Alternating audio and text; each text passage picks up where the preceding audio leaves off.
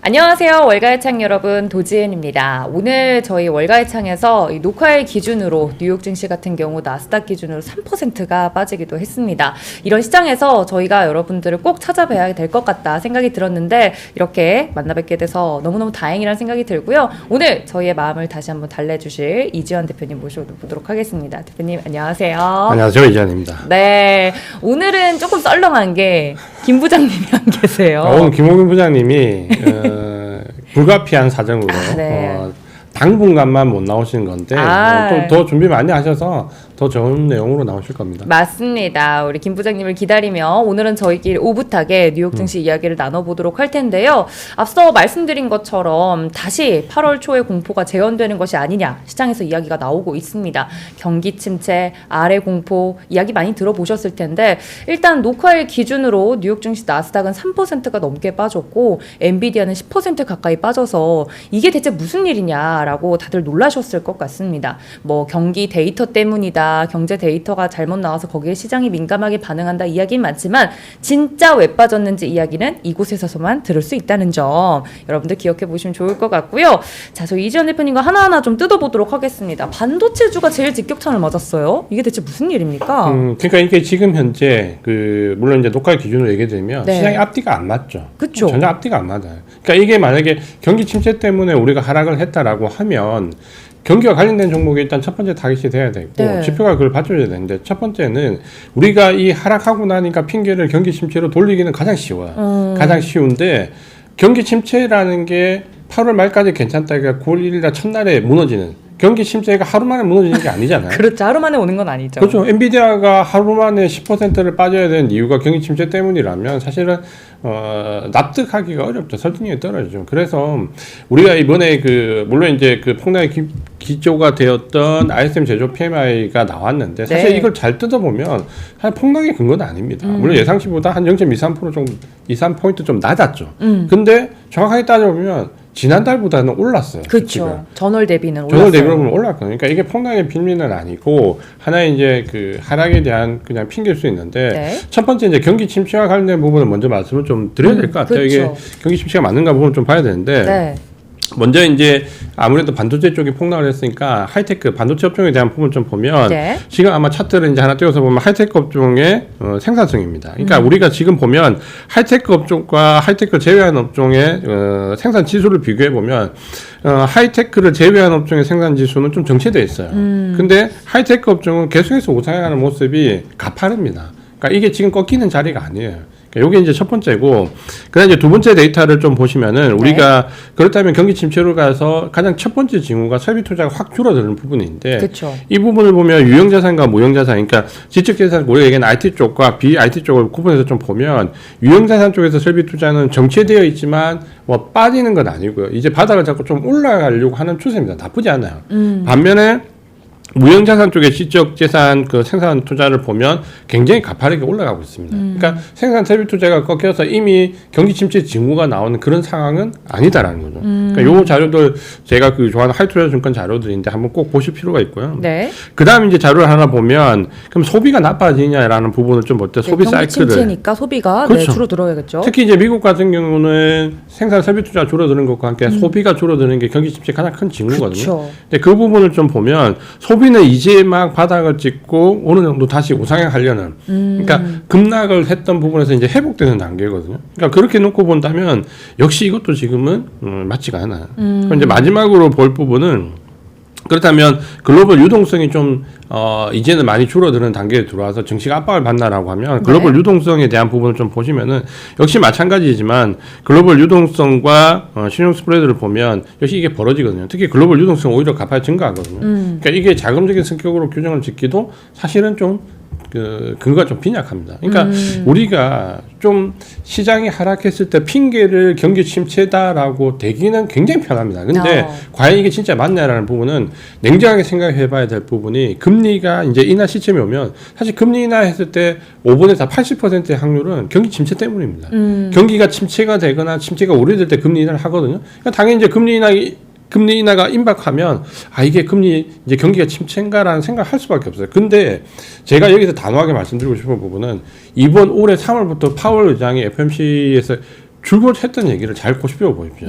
이번에 금리를 인하하더라도 이게 경기 침체로 가지 않을 가능성이 상당히 높다는 말이 거기에 가장 핵심적인 부분이 있습니다. 그러니까 아주 예외적인 20%의 상황이 나오는 건데 우리가 나머지 금리 인하가 되는 시기에 경기 침체에 익숙해져 있다 보니까 분위기가 계속 굴러가는 거죠.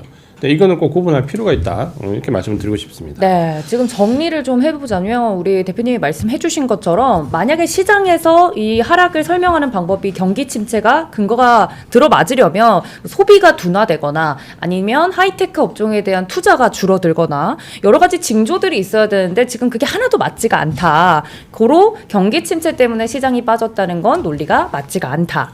그렇죠. 지표보다는 분위기에 어느 정도 전문가나 애널리스트나 시장 참여자들이 좀 익숙해지는 느낌이 좀 들어요. 그런 분위기도 맞는 것 같아요. 분위기 무시하지 못하거든요. 네, 근데 그게 그런가 봐 이렇게 휩쓸리면 생각하죠. 네. 모두가 그렇게 생각합니다. 우리 개인 투자자분들이 착각하는 게 우리 개인 투자자들은 분위기 휩쓸리고 전문가나 애널리스트는 분위기 안 휩쓸리는데 더 휩쓸려요. 이거를 꼭 캐치를 하셔야 됩니다. 네, 이 시장에서 설명하는 논리가 다 맞진 않으니 저희만의 이 투자 인사이트나 뚝심이 딱 있어야 될 것 같다는 생각이 듭니다.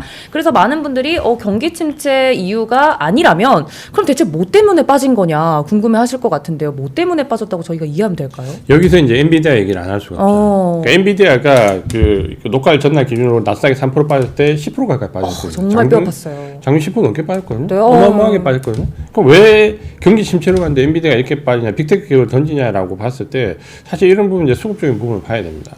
엔비디아가 10% 빠지는 날 엔비디아 관련되어 있는 그 개별 종목 옵션, 풋 옵션은 평균 한 1100%, 1200%, 그러니까 11배, 12배 수익이 다 났어요. 하루 만에.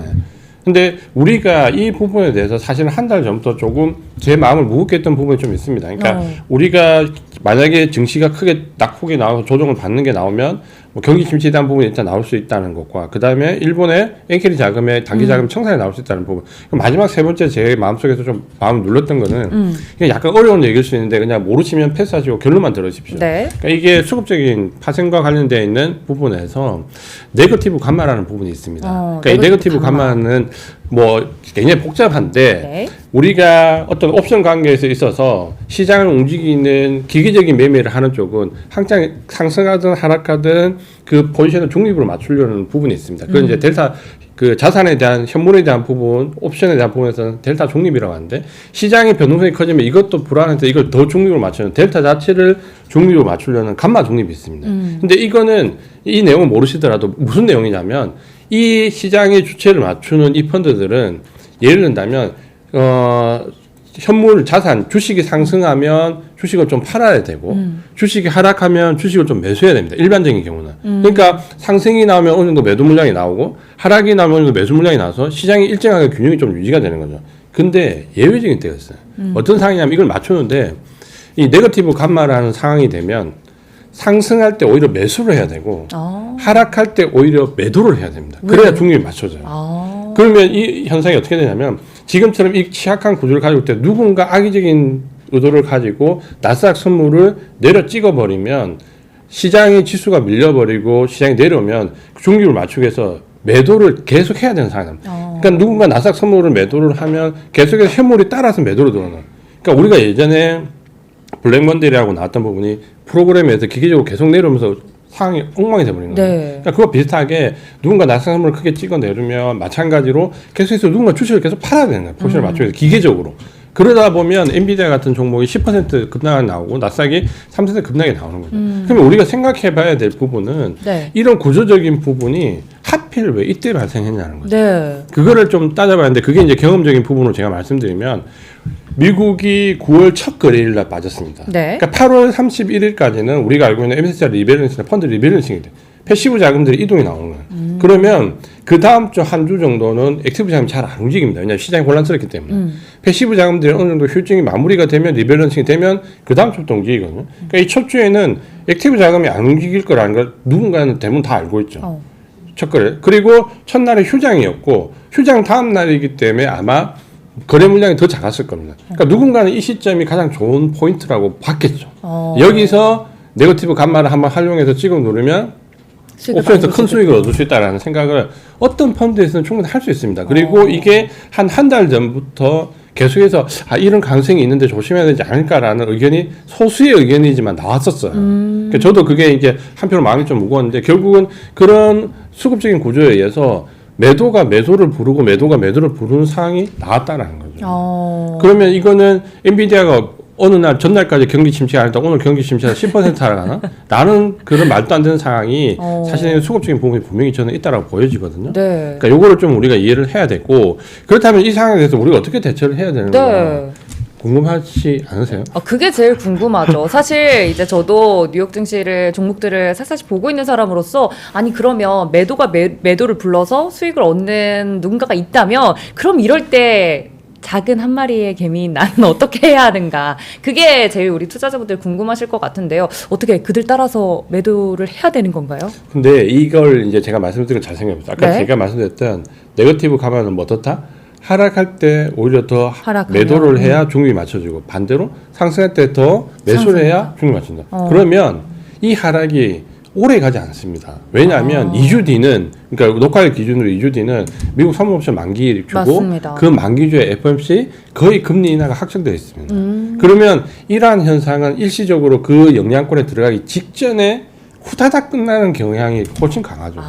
그러면 만약에 이게 급락은 굉장히 2, 3일 정도 급락이 크게 올 수 있지만 반대로 네거티브 가면은 뭐다? 상승할 때는 또다시 상승을 해야지만 매수를 해야지만 중립 맞추면 V자형 반등도 충분히 가능하다는 거죠. 내려갈 때 매도가 더 꽂히고 우리가 속칭 얘기하는 상승할 때 매수가 더 꽂히는 현상이 올 수 있습니다. 그러니까 이걸 본다면 너무 주식을 여기서 아예 겁이 나서 확 다 줄여버리거나 네. 반도체가 다 빠졌다고 해서 반도체 다 버려버리면 그게 V자형으로 상승을 부르는 형태로 넘어가 버리면 그때는 매수하기 어렵습니다. 그렇죠. 왜냐하면 10% 빠진 게 10% 올라갈 수 있거든요. 그러니까 이 논리를 잘 생각을 하셔서 지금은 단기적으로 직전 저점까지 버틸 수 있는 어느 정도의 대비 그리고 한 2, 3일, 3, 4일 정도 빠질 수 있다는 것에 대한 뭐 적어도 2주 정도면 회복이 가능하다는 심리를 가지고 그 구간에서 버틸 수 있는 대응 전략, 뭐 해지 전략 가능하죠. 대신에 항상 이 전략이 내려가고 난 이후에 뭐다? 시장이 급반등할 수 있다라는 것. 특히 2주 뒤에 선물옵션 만기와 FOMC 금리 결정을 앞둔 직후나 직전에 상황이 급변할 수 있다는 상황을 염두에 두는 게 지금 좋은 거죠. 네, 대표님이 정말 말씀해주신 것처럼 이 하락이 하락을 불러오는 상황은 오래가지 않을 것이고 그걸 끝내고 빠르게 올라갈 때 그때 사려고 하면 늦으니까 지금 이런 상황에서는 그러면 저희가 한 발자국 더 여유롭게 늦게 대응하는 게 오히려 더 도움이 된다는 말씀이실까요? 그래서 제가 권해드리고 싶은 건 물론 제가 말씀드렸다고 해서 뭐 이 논리가 100% 맞다 이렇게 얘기해 줄 수는 없는 거기 때문에 항상 하락의 조정이 왔을 때는 비중을 일부 낮춰야 되는 건 맞죠. 비중을 낮추고. 비중을 일부 낮춰야 되는 건 맞는데 전체를 다 매도해버리면 다시 매수하기 어렵다는 거죠. 왜냐하면 아까 말씀드렸던 이런 네거티브 감만은 상승할 때는 상승이 부르기 때문에 너무 급등해버려요. 단기간에. 그러면 내가 이거 결국 바닥에서 매수해야지 했는데 갑자기 5% 10% 이렇게 뛰어버리면 매수 못합니다. 그렇죠. 그러니까 가지고 있는 자만이 그걸 수익을 취할 수 있거든요. 그러니까 어느 정도 일정 부분 비중을 지키면서 그래서 사실은 가장 전략적으로 좋은 부분은 주식을 일정 부분 보존하면서 해지를 거는 게 가장 좋아요. 요즘에 ETF가 네. 있으니까 ETF를 활용해서 하방쪽을 좀 대비하면 그 턴하고 다시 찍어 오를 때는 해지만 풀어버리면 되거든요. 근데 이게 이제 좋은데 잘 안 되시니까 네. 이 부분은 좀 참고를 하셔서 비중 조절을 좀 하시는 정도. 모든 주식을 다 매도해서는 안 된다. 그리고 우리가 AI 모멘텀은 끝나는 게 아닙니다. 그러니까 여기서 엔비디아가 심하게 흔들리고 나면 분명히 실적 기반으로 가는 장세에서는 실적이 중요하거든요. 실적 기반으로 가는 장세에 중요한 AI 모멘텀이 분명히 있을 거고 여기에 금리 인하 모멘텀이 이제는 눈앞에 들어올 것이고 여기에 경기 침체라고 했다가 경기 침체가 아니면 역으로 경기 확장에 대한 부분이 부를 거거든요. 그러니까 이 세 가지 모멘텀을 가지고 종목을 선택해서 계속해서 가야 되는 거죠. 포기해야 될 장이 아닙니다. 시장은 지금 내려가는 것보다 훨씬 더 좋은 상황이 올 수 있습니다. 대표님이 그렇게 말씀해 주시니까 마음이 안심이 되네요. 말씀해 주신 것처럼 하늘이 무너져도 솟아날 구멍은 있고 전략은 있다라고 말씀을 해주셨는데 저도 그 마음을 좀 깊이 새기고 떨지 않고 쫄지 않고 대응을 좀 해보도록 하겠습니다. 이런 전략을 다 이렇게 오픈하셔도 될지 걱정이 돼요. 어차피 같이 살아야죠. 맞습니다. 네. 상생의 목적이 있기 때문에 이렇게 전략과 인사이트까지 다 전달을 드렸는데요. 사실 시장에서 말하는 논리대로 경기 침체 때문에 빠졌다고 생각하시는 분들은 어쩔 도리가 없죠. 하지만 경기 침체가 말씀해 주신 것처럼 하루아침에 오는 일도 아닌데 왜 시장이 이걸 이렇게 해석할까? 또 다른 이유가 있지는 않을까라고 더 깊이 한 발자국 고민하시고 지혜롭게 이걸 대응하고 싶으신 분들께는 오늘 이지연 대표님이 해주신 말씀이 분명히 도움이 되셨으리라 생각이 듭니다. 자, 그러면 녹화일 기준으로 2주 뒤에는 시장이 어떻게 변해 있을지 저는 굉장히 기대되는 마음으로 바라보게 될 것 같은데 우리 월가이창 보시는 분들도 두려움보다는 설렘이나 기대로 그 시장을 기다려 보시면 좋을 것 같습니다. 오늘 이지연 대표님과 함께 했는데요. 저희 다음 시간에는 시장이 변화했기를 바라면서 시장이 좀 좋아져가지고 네. 주도주 얘기를 좀 신나게 많이 신나게 했으면 좋겠어요. 네. 종목 얘기도. 그렇습니다. 맞습니다. 다음 녹화 때는 저희가 종목 이야기 신나게 할 수 있기를 저도 바라면서 오늘 저희 월가이창은 여기서 마무리하도록 하겠습니다. 여러분들 고맙습니다.